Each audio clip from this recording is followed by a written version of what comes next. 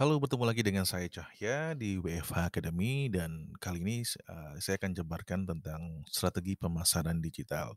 Kenapa harus dijelaskan tentang strategi pemasaran digital? Karena layaknya kita berperang, kita harus selalu mempersiapkan strategi sebelum memulainya.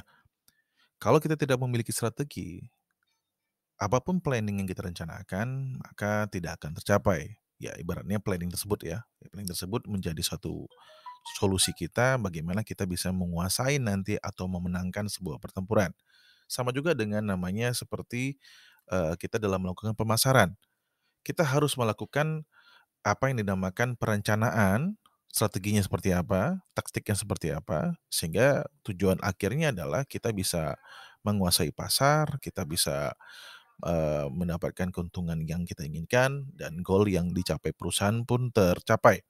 Oleh karena itu strategi itu penting. Makanya hari ini saya akan bahas tentang strategi pemasaran digital agar pemasaran Anda, apa yang Anda tawarkan dapat, mencapai atau dapat memenuhi target atau goals yang ingin dicapai.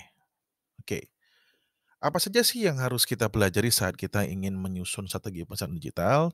Jadi ada 5 hal, ada 5 item yang harus Anda pahami jika Anda ingin memulai sebuah memulai memasarkan sebuah produk secara digital khususnya ya, karena kita membahas secara digital. Yang pertama adalah Anda harus paham tentang produk dan kompetitor Anda siapa. Oke, Anda paham tentang produk Anda, tapi Anda tidak mempunyai kompetitor sama juga bohong, gitu ya. Kedua adalah Anda harus tahu target marketnya. Dan ketiga adalah tentang konten, keempat tentang marketing tools, dan yang paling penting kelima adalah traffic. 5 hal ini sebenarnya ada banyak hal lagi yang akan kita bahas, tapi 5 hal ini Anda sudah bisa memulai perperangan Anda ya, pertempuran Anda gitu ya, pertempuran Anda saat Anda ingin memasarkan produk atau ingin menawarkan produk tersebut terhadap market Anda. Kita bahas satu persatu. Yang pertama adalah produk dan kompetitor. Di mana di sini Anda, kita sebagai seorang marketers, sebelum kita memulai memasarkan sebuah produk, kita harus memahami produk yang akan dipasarkan dan kompetitor kita siapa. Tanpa kita memahami produk yang akan kita tawarkan, begitu juga kompetitor siapa yang bermain di pasar, kita tidak akan tahu nanti medannya seperti apa. Disinilah pentingnya menyusun strategi sebelum memulai memasarkan. Dalam hal produk, Anda harus pahami produk Anda itu fiturnya bagaimana, benefitnya seperti apa. Oke, kalau bagi Anda yang masih belum paham apa itu fitur dan benefit, misalnya seperti ini. Fiturnya adalah, Anda misal anggaplah Anda sedang menawarkan, rice cooker pemasak nasi, ya, pemasak nasi. Kalau orang menawarkan pemasak nasi saja, mungkin klien Anda tidak akan tertarik ya untuk membelinya. Misalnya seperti ini, Anda membuat sebuah konten marketing menawarkan sebuah rice cooker. Rice cooker merek ABC bisa memasak hanya 3 menit. Nah, itu fiturnya. Terus kan si klien akan bertanya, "Terus kalau 3 menit emang kenapa? Benefitnya?" Kalau jawabannya apa? Kalau ditanya, Kalau 3 menit emang kenapa?" Dengan 3 menit, Bapak atau Ibu tidak perlu lagi menunggu begitu lama dan Anda bisa lebih hemat waktu tanpa harus lama-lama menunggu nasi yang masak dan tidak perlu kelaparan. Nah, itu benefitnya. Ya, itu contoh ya, itu benefitnya. Fiturnya adalah fitur kelebihan dari produknya. Benefitnya apa? Apa akibat atau apa dampaknya dari fitur tadi. Nah, jika Anda punya produk, Anda harus tahu fitur dan benefitnya. Oke? Selanjutnya adalah competitor evaluate. Anda harus mengevaluasi siapa kompetitor Anda. Misal tadi kita menjual tentang, eee, rice cooker atau pemasak nasi, Anda harus tahu siapa yang bermain di sini dan bagaimana dia penjualannya selama ini. Siapa segmented pasar nanti? Oke, pasar nanti kita lanjutkan setelah ini. Kalau Anda tidak tahu kompetitor Anda sama juga berperang tapi tutup mata, padahal musuh Anda ada di sana. Kita tidak pernah tahu yang namanya kompetitor itu ada di depan, di dalam, ya, di luar, di kiri kanan kita atau belakang, kita nggak pernah tahu. Tapi dengan kita mempelajarinya, maka Anda akan lebih siap untuk berperang, untuk berkompetisi dalam menawarkan produk, apalagi produk Anda itu sebenarnya produk yang general atau umum. Bisa dimiliki semua orang, kecuali produk Anda spesialis dan sedangkan produk Anda yang khusus saja itu masih bisa masih bisa ada kompetitornya, oke? Oke ya, itu yang pertama, produk dan kompetitor. Makanya Anda harus pahami apa itu produk Anda dan bagaimana kompetitor Anda. Selanjutnya, target market. Dalam hal target market, Anda harus paham siapa market yang cocok untuk produk Anda. Anda harus ketahui siapa penggunanya, siapa usernya nanti. Kalau di sini kita sebut dengan persona audience. Anda harus paham lokasinya, domisilinya di mana, umurnya bagaimana. Jangan nanti sampai Anda salah umur gitu ya. Salah umur. Ini produk untuk orang tua Anda tawarkan ke anak muda. Jadi akhirnya apa? Ya mungkin ada yang laku tapi tidak selaku jika Anda menawarkan produk ini kepada orang-orang yang tepat umurnya gitu ya. Misalnya alat ukur jantung atau sorry, alat misalnya ada jam untuk orang tua pendeteksi kalau misalnya detak jantungnya menurun, itu cocoknya untuk orang tua, ya. Tapi, Anda tawarkan iklan ke anak mahasiswa, ya mungkin laku, ada juga yang laku pasti ya, tidak mungkin tidak ada.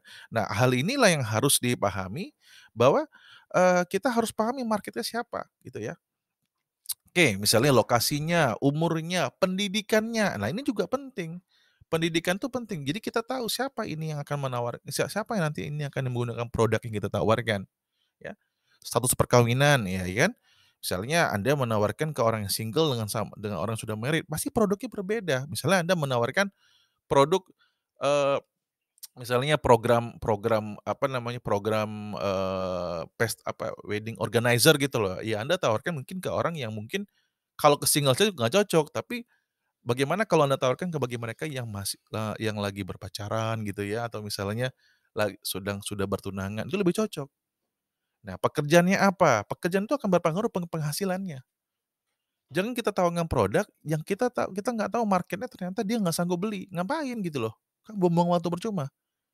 Terus hobinya apa? Dengan hobinya kita paham bahwa, eee, dengan kita paham, misalnya contohnya dia suka olahraga. Terus kita tawarkan makanan-makanan untuk menggemukkan badan, misalnya dia olahraga nih orang untuk menurunkan berat badan nih, tapi Anda tawarkan makanan atau kuliner yang justru mungkin gemuk, ya pasti dia tidak akan beli. Dengan kita mengenal target market kita, maka produk produk yang kita tawarkan tentu akan lebih tepat datangnya di mana, ya. Contohnya beginilah ya, simpelnya begini, masa Anda tawarkan, daging sapi ke orang vegetarian, ya. Mungkin dia beli untuk saudaranya, tapi kemungkinan kecil dia akan beli untuk diri dia. Jadi pahami, kita harus pahami target market kita dan ini tidak sederhana. Tapi dengan Anda sudah memahami target market Anda siapa, maka Anda dapat menawarkan dengan lebih tepat, lebih terukur, dan lebih cepat dan tidak membuang waktu. Oke, yang pertama tadi adalah produk dan kompetitor, yang kedua adalah target market selanjutnya, kita harus mulai memikirkan tentang content promotion. Setelah Anda paham tentang apa produk Anda, siapa kompetitor Anda, lalu Anda memahami tentang, siapa audiens Anda, maka Anda harus membuat konten promotion-nya. Apa yang membuat nanti dia akan tergugah, ya. Di mana konten promotion ini adalah segala sesuatu yang akan membuat target kita, ya, market kita tergugah, tergerak, merubah fokusnya kepada apa yang kita tawarkan, ya. Ujung-ujungnya pasti kita mengharapkan dia beli. Kalaupun dia tidak beli pada saat yang sama, setidaknya dia teringat dengan apa yang kita tawarkan sebelumnya, ya. Konten promosi ada berbagai macam, ada video, ada foto, dan ada copywriting-nya, ini salah satu supporting-nya, ini lebih baik di-mix. Tapi tidak untuk kemungkinan kalau hanya Anda mungkin main video tapi tanpa ada main video atau video dan biasanya nih video plus copywriting, foto plus copywriting ya. Tapi ada juga yang sistemnya slide ya, ada sistemnya juga yang dia dia combine semuanya. Contohnya seperti selanjutnya seperti ini, ya kan. Nah, Anda bayangkan ya di depan tuh di mana ada sebuah video tentang makanan burger ya. Kalau di-shoot atau diambil videonya, ya, diambil videonya dalam keadaan yang menarik, maka akan tergugah.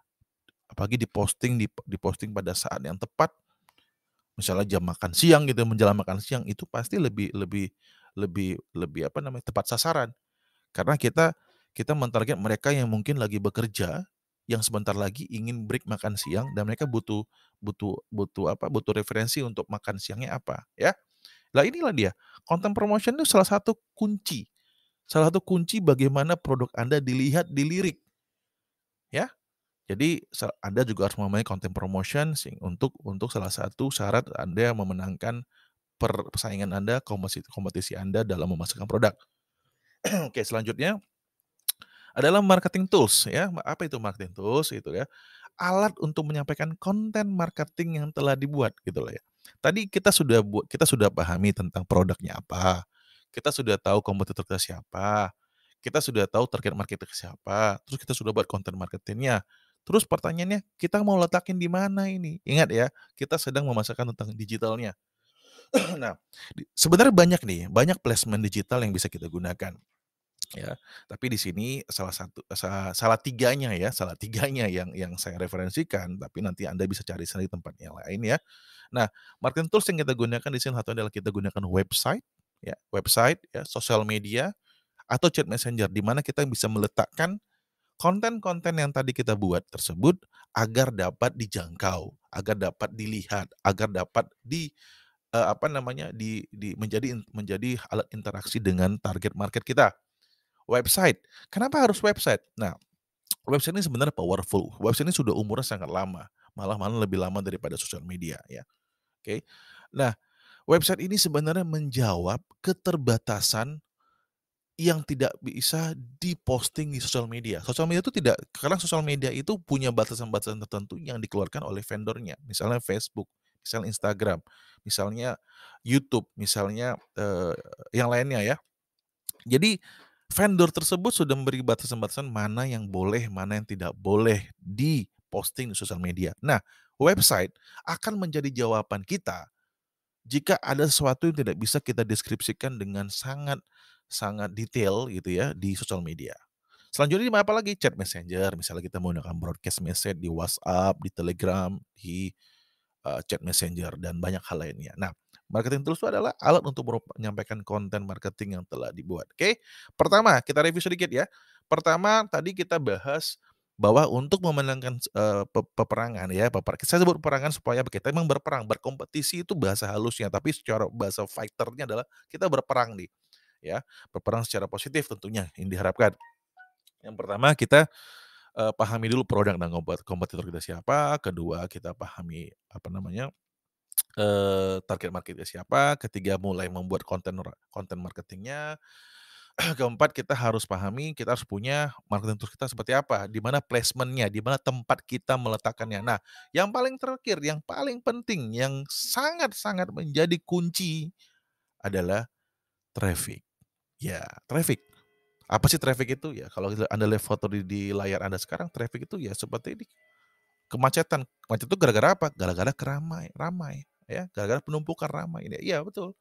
Traffic itu adalah bagaimana kita mendatangkan keramaian ya, atau visitor, pengunjung ke toko kita ya, untuk melihat produk yang ditawarkan.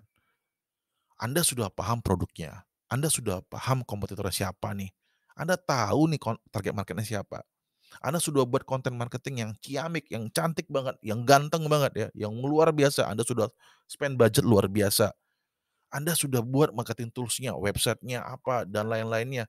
Tapi nggak ada pengunjungnya, nggak ada gunanya, Bos. Layaknya sebuah toko sepi. Anda sudah buat, apa namanya, Anda sudah buat secantik mungkin, AC senyaman mungkin, tapi pengunjungnya hanya karyawan Anda, keluarga terdekat Anda. Nggak mau dong seperti itu. Nah, di dunia digital, traffic merupakan salah satu kuncinya, kunci utama untuk bagaimana kita bisa mengkonversi pengunjung tersebut menjadi income buat kita. Nah, kita harus paham nih, sumber traffic itu apa? Nah, ada 2 hal yang secara umum sumber traffic itu menjadi sumber traffic-nya. Pertama adalah organik. Organik, Anda paham dong, organik itu berarti sifatnya seperti lebih alami ya, alami, tidak kalau dari segi digital berarti kan tidak perlu berbayar ya, tidak perlu tenaga yang ekstra, tidak perlu kemampuan yang luar biasa, yang penting Anda lakukan secara konsisten gitu ya. Seperti apa sih organik? Contoh seperti ini, misalnya Anda posting berkala ya, posting berkala di medsos gitu, di sosial media Anda. di YouTube ya, posting video atau di story-nya, posting secara berkala sehingga nanti audiens Anda nanti teredukasi bahwa, "Oh, si A ini selalu posting jam sekian. Oke juga nih." Jadi nanti dia akan teredukasi dan postingannya akan muncul di apa namanya, di audiens Anda. Anda bisa membuat kolam-kolamnya gitu, itu organik ya. Terus dilakukan, terus apalagi selain posting berkala, Anda melakukan SEO atau search engine optimization di website Anda gitu ya. Sehingga nanti jika ada jika ada peminat yang mungkin mencari dia googling gitu ya, dia dia searching, yang keluar adalah, yang diarahkan produk Anda gitu. Misalnya ada lagi lain misalnya broadcast ya, broadcast tuh melakukan interaksi sosial, misalnya ada postingan, terus Anda melakukan ikut berkomentar di sana, sehingga itu menimbulkan engagement, menimbulkan ketertarikan dari pengguna media sosial lainnya, gitu loh. Terus Anda lakukan fast soft selling, di sini lebih tepat pemasaran adalah soft selling kalau organik ini, karena secara nyatanya di sini kita bicara nanti kita ada pembahasan selanjutnya tentang market ya, market ya. Misalnya kita ntar bicara cold market, warm market, hot market gitu ya. Nah, soft selling ini salah satu teknik pemasaran gitu ya, salah satu teknik pemasaran ya. Di mana di mana di sini disarankan adalah menjual tanpa seperti menjual gitu loh. Ini strateginya nih. Salah satu strategi juga, strategi dalam strategi ya. Maksudnya soft selling karena gini, prinsip dasarnya gini, kalau kita bicara organik, kita bicara secara alami. Misalnya sosial media, kita posting sosial media, kan tidak semua friend list Anda itu adalah yang suka dengan apa yang Anda tawarkan. Dia bukan berarti user sebenarnya, tapi kita harus membuat mereka tergerak, kepo ya, kepoisme, kita bangun ketertarikan mereka terhadap apa yang kita tawarkan. Kita mungkin menawarkan dalam bentuk misalnya kita ingin menawarkan sebuah produk, tapi jangan seperti menawarkan hard selling gitu ya, jangan. Karena prinsip dasarnya gini, tidak semua orang tidak semua orang suka dijuali. Tidak semua orang suka dijuali. Bahkan penjual sendiri pun tidak suka dijuali oleh penjual lain, ditawarkan. Itu hukum alamnya gitu loh. Tapi semua orang ingin ingin produknya dibeli orang. Lah loh ya kan. Cara bagaimana? Ya lakukan soft selling, lakukan ketertarikan buat mereka minat. Dan yang paling penting adalah marketing itu tidak sekali posting, tidak sekali tawarkan langsung jadi. Enggak segitu. Butuh berulang-ulang, marketing itu berulang-ulang. Sehingga pertama kali konsep dasar adalah target Anda harus teredukasi dengan apa yang Anda tawarkan. Tanpa teredukasi, maka dia tidak akan paham dan tidak akan beli, tidak tertarik. Sekarang bayangkan saja, kenapa sih brand-brand besar seperti misalnya Pepsodent atau McDonald itu masih dia promotion melalui digital, melalui online. Apakah itu melalui sosial media atau ke TV. Padahal dia sudah brand besar dong ya. Karena dia butuh advertising, iklan itu, promotion itu, untuk menguatkan positioning dia sebagai brand. Dan dia ingin mengatakan kepada audiensnya, "Saya masih ada di sini loh, saya masih hadir loh. Bagi kalian yang masih suka burger saya masih ada, silakan order." Itu kuncinya, positioning. That's why marketing itu harus dilakukan berulang-ulang. Setelah marketing tercapai, barulah akan terjadi sales nanti. Oke, itu adalah organik ya. Ingat organic traffic itu didatangkan tanpa harus Anda mengeluarkan uang banyak gitu ya. Uang pasti ada ya, modal pasti ada, tapi tidak sebesar dengan non organik. Di mana non organik ini lebih dekat dengan paid promotion. Kita harus mengeluarkan sejumlah uang atau melakukan tukar, berbarteran gitu ya. Sehingga kita mendapatkan traffic, bertukar dengan traffic. Salah satu gimana? Menggunakan iklan. Kalau Anda misalnya lihat misalnya di sosial media Anda, di Facebook, Instagram ada semacam konten penawaran yang tulisannya sponsor ya, sponsor atau bersponsor. Nah, itu sudah bisa dipastikan bahwa itu menggunakan iklan berbayar, ya. Banyak sekarang banyak vendor-vendor iklan berbayar, tapi yang paling paling sering digunakan banyak advertiser, pengguna iklan adalah Google Ads, Facebook Ads, ya. Facebook Ads itu ada Instagram Ads. Yang sekarang lagi booming TikTok Ads juga. Banyak loh sebenarnya banyak kalau misalnya kita mau gali lebih banyak lagi, banyak sebenarnya penyedia ads digital ini. Nah, balik lagi ke judul, sumber traffic-nya dan organik ini adalah di mana kita harus berbayar, di mana kita menggunakan iklan atau jasa influencer. Kita menggunakan mereka yang punya traffic-nya, mungkin punya follower-nya banyak untuk mempromotkan kita punya produk. Nah, untuk jasa influencer sendiri pun Anda juga harus hati-hati, nggak selamanya jasa influencer itu bisa mempromosikan produk Anda. Anda harus pahami itu.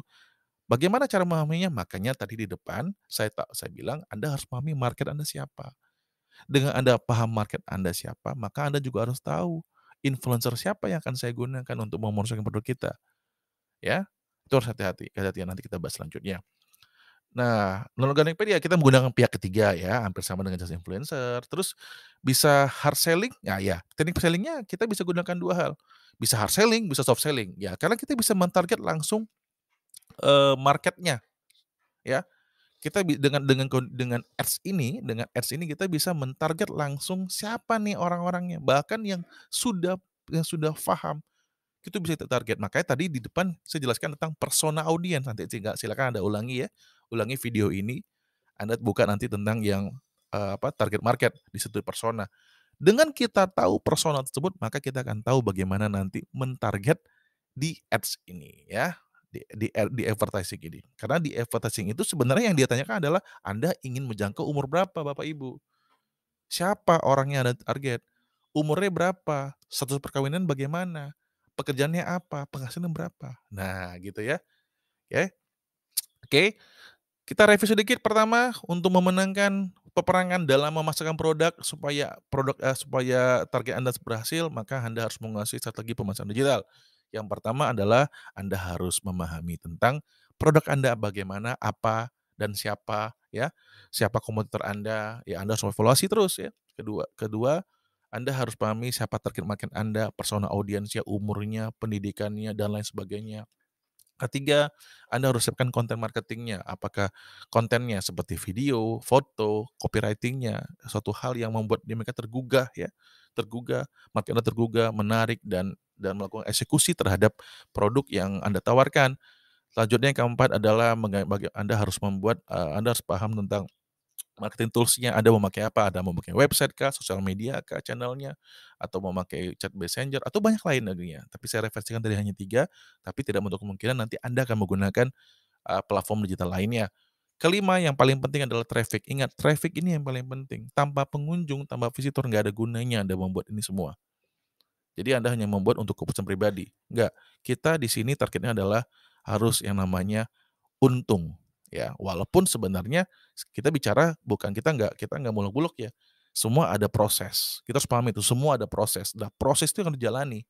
Untuk menuju mendapatkan market yang tepat, kita harus jalani secara step by step-nya. Jadi kalau Anda mau shortcut, Anda harus pastikan dulu bahwa produk Anda mampu bersaing dalam pasar. Kalau produk Anda tidak bisa bersaing dalam pasar, Anda tidak menguasai fundamental yang jelas, jangan berharap untuk shortcut untuk mendapatkan sukses, jarang. Kalaupun ada 1 banding 1000, oke? Nah, manfaat digital seperti inilah dan, jika ada pertanyaan silakan Anda cantumkan di kolom komentar, nanti saya dan tim akan membahasnya, akan menjawabnya, dan sampai ketemu lagi di pembelajaran selanjutnya. Selamat pagi, siang, sore, dan malam. Saya Cahya dari WF Academy. Terima kasih.